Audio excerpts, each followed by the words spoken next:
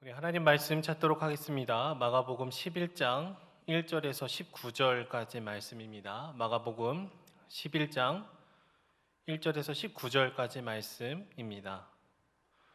말씀을 읽도록 하겠습니다. 그들이 예루살렘에 가까이 와서 감람산 벳바게와 베다니에 이르렀을 때에 예수께서 제자 중 둘을 보내시며 이르시되 너희는 맞은편 마을로 가라. 그리로 들어가면 곧 아직 아무도 타보지 않은 나귀 새끼가 매어 있는 것을 보리니 풀어 끌고 오라. 만일 누가 너희에게 왜 이렇게 하느냐 묻거든 주가 쓰시겠다 하라. 그리하면 즉시 이리로 보내리라 하시니 제자들이 가서 본즉 나귀 새끼가 문 앞 거리에 매어 있는지라. 그것을 푸니 거기 서 있는 사람 중 어떤 이들이 이르되 나귀 새끼를 풀어 무엇을 하려느냐 하매 제자들이 예수께서 이르신 대로 말한대 이에 허락하는지라. 나귀 새끼를 예수께로 끌고 와서 자기들의 겉옷을 그 위에 얹어 놓음에 예수께서 타시니 많은 사람들은 자기들의 겉옷을 또 다른 이들은 들에서 벤 나뭇가지를 길에 펴며 앞에 가고 뒤에서 따르는 자들이 소리 지르되 호산나 찬송하리로다 주의 이름으로 오시는 이여 찬송하리로다 오는 우리 조상 다윗의 나라여 가장 높은 곳에서 호산나 하더라. 예수께서 예루살렘에 이르러 성전에 들어가사 모든 것을 둘러보시고 때가 이미 저물매 12 제자를 데리시고 베다니에 나가시니라. 이튿날 그들이 베다니에서 나왔을 때에 예수께서 시장하신지라. 멀리서 잎사귀 있는 한 무화과 나무를 보시고 혹 그 나무에 무엇이 있을까 하여 가셨더니 가서 보신즉 잎사귀 외에 아무것도 없더라. 이는 무화과의 때가 아님이라.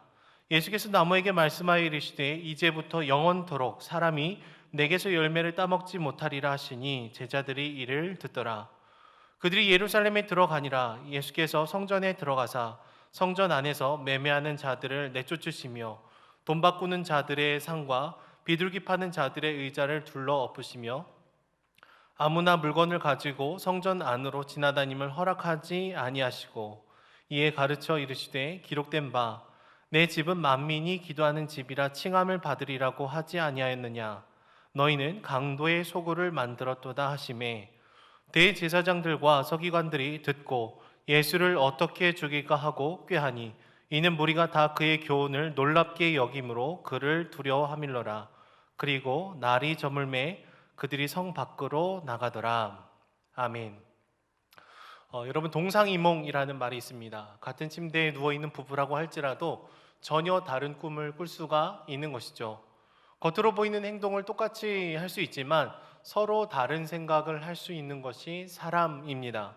오늘 말씀 본문을 보시면 예수님께서 나귀를 타시고 예루살렘 성 안으로 들어가는 장면이 나옵니다. 예수님은 철저히 우리의 죄를 해결하기 위해서 십자가의 길을 걷기 위해서 지금 예루살렘 성 안으로 들어가고 계신 것이죠.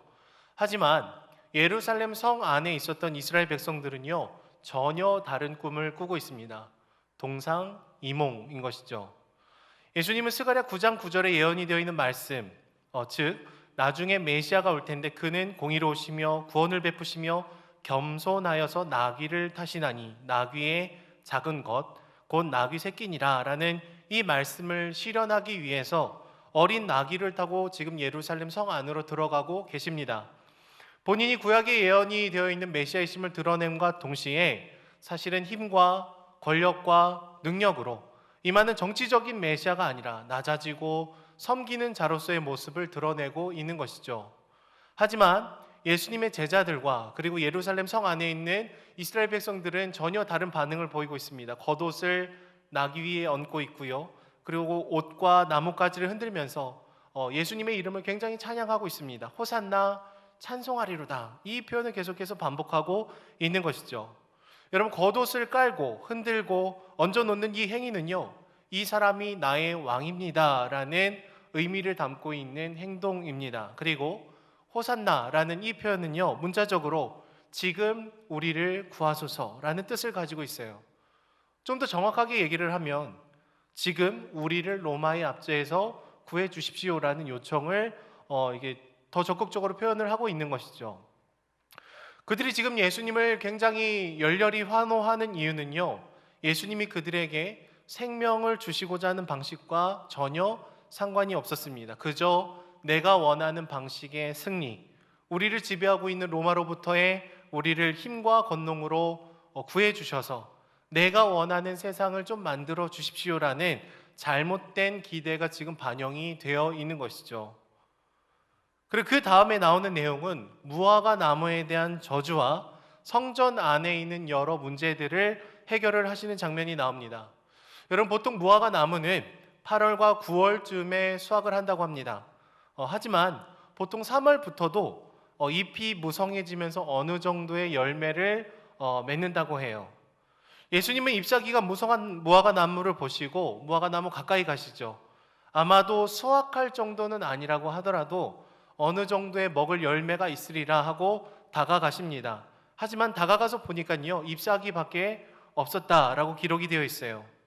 그리고 예수님은 겉으로 보면은 꽤나 많은 열매가 맺혀 있을 것 같은데 전혀 열매를 맺지 못하고 있자 무화과 나무를 저주를 하시는 장면이 나옵니다. 우리는 갑자기 예루살렘에 가시는 장면에서 왜 무화과 나무에 대한 이야기가 나오는지 조금 의아해할 수 있습니다. 하지만 이 무화과 나무에 대한 이야기는요, 겉은 굉장히 화려한 잎사귀를 갖고 있지만 열매를 맺을 것 같은 그런 외관을 갖고 있지만 전혀 열매를 맺고 있지 못하는 유대인들과 사실 비슷하다라는 것을 상징하는 것을 알 수가 있습니다. 왜냐하면 무화과 나무의 이야기가 성전 청결의 그 이야기를 감싸듯이 이야기가 구성이 되어 있기 때문에 그렇죠. 유대인들은 수많은 율법으로 가득 채워가면서 하나님을 향한 그들의 경건의 마음을 표현을 했었습니다. 그래서 겉으로 볼 때는 뭔가 열매가 있을 듯한 그런 외관을 갖고 있는 사람들이었습니다. 하지만 실제로 그들의 성전 안에 들어가서 보았더니 성전 안에서 일어나고 있었던 사건은 무엇이었습니까? 돈을 벌기 위해서 하나님께 드리는 이 재물을 성전 내에서 사고 팔고 하는 일들이 이루어지고 있었던 것이죠. 겉은 화려하지만 속은 아무 열매가 없는 이 처참함이 무화과 나무나 유대인들의 그 성전이나 굉장히 비슷했던 것입니다. 실제로 바벨론 포로기 이후에 모든 유대인들이 다시금 예루살렘으로 팔레스타인 땅으로 돌아온 것은 아니었습니다. 그래서 그리스, 로마, 소아시아, 메소포타미아, 시리아 등등 여전히 수많은 유대인들이 곳곳에 흩어져서 살았습니다. 그들은 6월절에 하나님께 제사를 드리기 위해서 지금 예루살렘으로 오기 위해서 먼 길을 떠나서 오고 있는 시기인 것이죠. 여러분, 보통 먼 길을 떠나오면서는요, 하나님께 드릴 제물, 흠도 없이 상처도 없이 그 제물을 가지고 오는 것은 굉장히 어려운 일이었습니다. 먼 길을 오다 보면은 이 동물들이 상처를 입을 때가 많기 때문이죠. 그래서 사실은 이 디아스포라 유대인들이 하나님께 제사를 드리는 것을 돕기 위해서 이방인의 뜰에 제물을 사고 팔 수 있는 곳이 있었어요. 그리고 그들이 갖고 있는 돈을 환전할 수 있는 그 환전소도 그 근처에 자리를 잡았습니다. 그러니까 원래는 예배를 잘 돕기 위해서 그들을 배려하는 차원에서 이렇게 준비가 되어진 시스템인 것이죠. 하지만 먼 곳에서 오는 유대인들을 돕기 위한 이 시스템을 제사장의 집안의 사람들이 악용을 하기 시작합니다. 말도 안 되게 높은 환율을 적용을 하기를 시작해요. 그뿐만 아니라 터무니없이 높은 가격으로 재물을 팔기 시작하는 것이죠. 소를 바칠 만한 돈을 가지고 왔는데 양과 염소밖에 살 수가 없었습니다. 아니면 양과 염소를 살 만한 돈을 가지고 왔는데 비둘기만 살 수가 있었던 것이죠. 마치 우리가 신혼여행 때 관광지에 가서 보면은 물가가 터무니없이 비싸듯이 이 성전을 둘러싸서 굉장히 높은 말도 안 되는 가격들이 형성이 되어 있었더라라는 것입니다. 아마도 그 당시에는 로마 제국에게 돈을 바쳐야 대제사장으로 임명을 받을 수가 있었기 때문에 더 많은 돈을 벌기 위한 이런 탐욕의 꽃이 피게 된 것이죠. 결국에는 예배를 돕기 위한 방편이 인간의 타락한 마음과 맞닿으면서 예배를 방해하는 요소로 변하게 되었습니다. 예수님의 말대로 강도의 구렬이 된 것이죠. 결국 예수님은 성전 안에서 매매하는 자들의 상을 뒤엎으십니다. 그리고 돈 바꾸는 자들의 의자를 엎어 버리시죠. 굉장한 분노를 쏟아내고 있습니다. 만민, 즉 모든 사람이 나와서 주님 앞에 기도를 해야 되는 이 성전이 더 많은 돈을 벌기 위한 인간의 욕심으로 더럽혀졌기 때문이죠. 훼손되었기 때문에 그렇습니다. 그래서 마치 겉은 번지르르 하지만 아무 열매를 맺지 못했던 무화과 나무에게 저주를 했던 것처럼 이 성전에 심판을 하고 계신 것이죠. 오늘 우리는 이 말씀 본문을 보면서 그 당시의 종교 지도자들이 참 문제였다, 아니면 교회 안에서 돈을 사랑하는 사람들이 문제다라고 얘기를 하면서 다른 사람을 위한 말씀에 적용해서 그치면 오늘 이 말씀은 우리에게 그렇게 큰 의미가 있지 않게 됩니다. 오늘 나에게 해주시는 주님의 음성에 집중을 할 수가 없게 되는 것이죠. 겉으로는 신실해 보이지만 속으로는 전혀 열매를 맺을 수 없는 사람들의 특징은 무엇일까요? 여전히 그 마음의 중심에 하나님이 없더라라는 것이죠. 마가복음 11장의 앞부분에 예수님이 내가 원하는 기도 제목을 들어주실 것이라는 기대에 부풀어서 환영하면서 호산나 호산나를 외쳤던 사람들은 내가 원하는 대로 예수님께서 움직여주지 않자, 내 형편이 회복이 되지 않자, 하나님의 은혜로 내 삶이 괜찮아지지 않자 금방 그들의 태도가 돌변하면서 십자가의 예수를 달라는 말을 했던 것을 보게 됩니다. 그런 돌변하는 모습이 우리 안에도 있을 수가 있는 것이죠.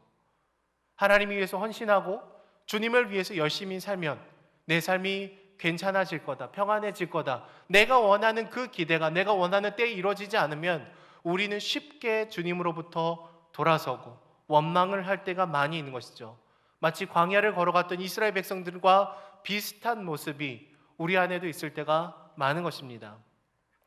만약 그렇다면 우리의 겉은 화려할 수 있지만 우리의 속에도 여전히 하나님이 주인이 아닐 수가 있는 것이죠. 하박국 3장 17절 18절에는 이런 고백을 합니다. 비록 무화과 나무가 무성하지 못하며 포도나무의 열매가 없으며 감람나무의 소출이 없으며 밭에 먹을 것이 없으며 우리의 양이 없으며 외양간에 소가 없을지라도 나는 여호와로 말미암아 즐거워하며 나의 구원의 하나님으로 말미암아 기뻐하리로다. 아멘. 오늘 말씀 본문에 나오는 자들과는 전혀 다른 고백을 드리고 있는 것이죠. 내가 원하는 바를 이뤄주는 메시아이셔서가 아니라, 그래서 어떤 조건이 만족이 되어서 우리가 주님을 찬양하는 것이 아니라 때로는 내 기대와 다르고 내가 원하는 타이밍과 다르고 주님을 위해서 열심히 헌신했음에도 불구하고 여전히 내 삶의 현실적인 형편이 나아지지 않음에도 불구하고 우리는 주님 한 분만으로 인해서, 그분의 사랑으로 인해서 즐거워할 수 있어야 됩니다. 기뻐할 수 있어야 되는 것이죠. 왜냐하면 주님만이 우리의 전부이시기 때문에 그렇습니다. 주 안에 사랑하는 여러분, 우리 하나님 한 분만으로 우리가 충분한다는 그 고백을 오늘 지금 우리는 드릴 수 있는지요? 그 고백을 드릴 때에만 우리는 움켜쥔 손을 비로소 필 수가 있게 됩니다. 겉은 화려하지만 열매를 맺지 못하는 삶이 아니라 겉도 화려하고 또 주님의 그 열매를 맺는 삶을 살아갈 수가 있는 것이죠.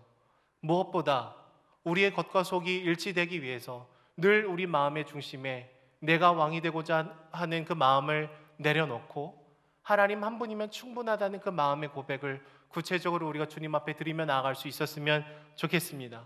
하나님이 우리를 보실 때 실망하고 힘들어하시는 것이 아니라 우리가 화려하지 않더라도 아름다운 열매를 하나씩 하나씩 맺어가는 저와 여러분들이 되기를 소망합니다. 기도하겠습니다. 사랑의 주님, 우리의 겉은 화려할 때가 참 많지만 여전히 우리가 열매를 맺지 못하는 삶을 살아갈 때가 참 많음을 돌아봅니다.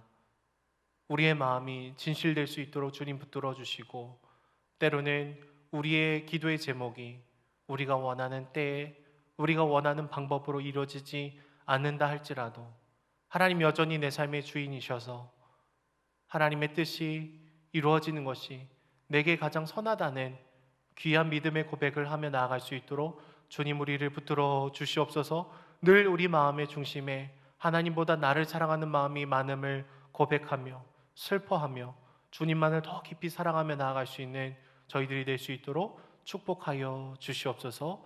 감사드리며 예수님의 이름으로 기도드립니다. 아멘.